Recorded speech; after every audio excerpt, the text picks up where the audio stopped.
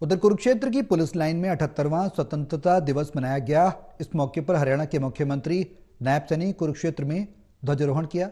इससे पहले सीएम नायब सिंह सैनी ने लघु सचिवालय के बाहर शहीदी स्मारक पहुंचे, जहां उन्होंने शहीदों को नमन करते हुए पुष्प अर्पित कर उन्हें भावभीनी श्रद्धांजलि दी।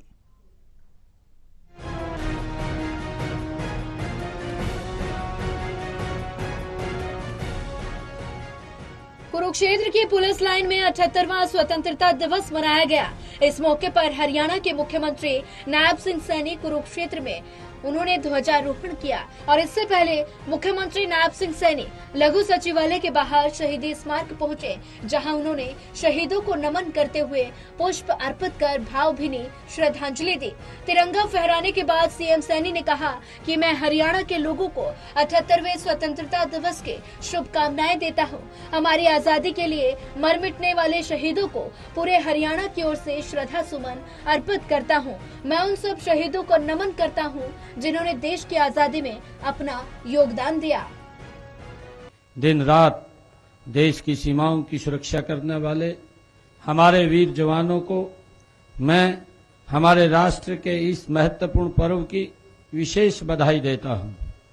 आजादी का यह पर्व जन जन का पर्व है, हर मन का पर्व है, हर भारतवासी के लिए गर्व और गौरव का दिन है। आज हर साल की तरह हर घर तिरंगा अभियान से पूरा देश देशभक्ति के रंग में रंगा है। हर घर, गली, मुंडेर और हर मोहल्ले में तिरंगा फहरा रहा है।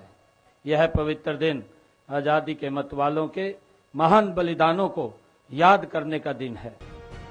सीएम ने कहा कि नई पीढ़ी को प्रेरित करने के लिए अंबाला कैंट में 538 करोड़ रुपए से बनाए जा रहे स्मारक का निर्माण अंतिम चरण में है। देश के लिए मर मिटने वाले स्वतंत्रता संग्राम सेनानियों और उनकी विधवाओं के हरियाणा सरकार ने जुलाई महीने में पेंशन बढ़ोतरी करते हुए 40,000 रुपए मासिक की है। उन्होंने कहा कि प्रधानमंत्री नरेंद्र मोदी ने देश में 3 करोड़ महिलाओं को लखपति दीदी बनाने का फैसला किया है। हरियाणा में भी 2 लाख महिलाओं को लखपति दीदी बनाया जाएगा। पहले चरण में 62,000 महिलाओं को सरकार की ओर से लखपति दीदी बनाया जाएगा। पंचायती राज संस्थान में महिलाओं को 50% आरक्षण का लाभ दिया जा रहा है।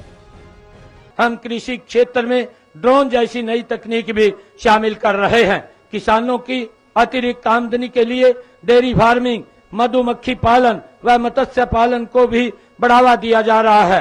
प्राकृतिक कृषि को बढ़ावा देने के लिए जो किसान देसी गाय रखेगा, उस किसान को प्रति गाय 30,000 रुपए वार्षिक अनुदान दिया जाएगा। इसके अलावा सीमा पर शहीद होने वाले सैनिक के परिवार के लिए अनुग्रह राशि बढ़ाकर 50 लाख रुपए की है। इसके साथ ही उन्होंने आश्रितों को 415 सरकारी नौकरियां दी। इसके अलावा हरियाणा सरकार अग्निवीरों को सरकारी नौकरियों में 10% आरक्षण दे रही है। उन्होंने कहा कि आज प्रधानमंत्री नरेंद्र मोदी के प्रयासों से हरियाणा में सबका साथ सबका विकास की परिकल्पना से विकास किया जा रहा है। हरियाणा पीएम की इसी परिकल्पना के साथ आगे बढ़ रहा है। आज देश में जो भी कारें सड़कों पर दौड़ रही हैं, उनमें से हर दूसरी कार हरियाणा में बन रही है। सीएम ने कहा कि हरियाणा में सड़कों का जाल बिछ चुका है। और वहीं सीएम सैनी ने कहा कि हरियाणा के युवाओं ने हाल ही में संपन्न हुए पेरिस ओलंपिक में हरियाणा खिलाड़ियों ने बेहतर प्रदर्शन किया। खिलाड़ियों को प्रोत्साहित करने के लिए सरकार भी कोई कसर नहीं छोड़ रही।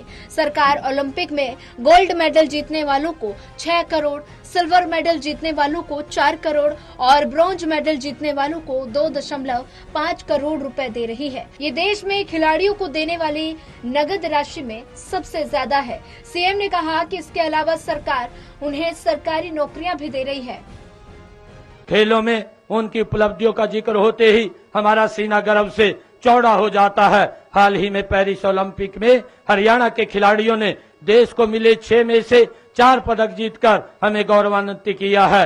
कांस्य पदक जीतने वाली हॉकी टीम में भी हरियाणा के 3 खिलाड़ी थे। हमारे खिलाड़ियों ने ओलंपिक के अलावा कॉमनवेल्थ, एशियाई खेलों और अन्य अंतर्राष्ट्रीय प्रतियोगिताओं में पदक जीतकर हमारी शारीरिक दक्षता और मानसिक दृढ़ता का लोहा मनवाया है। हरियाणा अंतर्राष्ट्रीय खेल प्रतियोगिताओं में पदक जीतने वाले खिलाड़ियों को पुरस्कार स्वरूप देश में सर्वाधिक नगद राशि देता है। इस दौरान सीएम सैनी ने कहा कि हर घर, हर गली, मुंडेर और हर मोहल्ले में तिरंगा फहरा रहा है। ये पवित्र दिन आजादी के मतवालों के महान बलिदानों को याद करने का दिन है।